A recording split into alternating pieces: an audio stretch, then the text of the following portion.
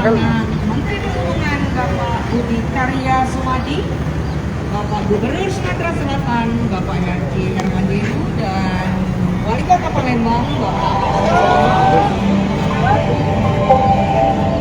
dan juga Bapak Helmi Yahya sebagai public figure. Selamat datang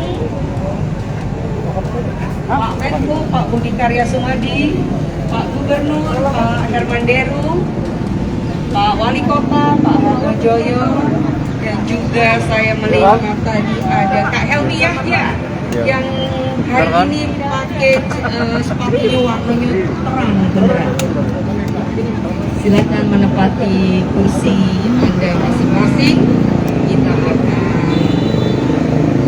mulai acara Gerakan Nasional Kembali ke Angkutan.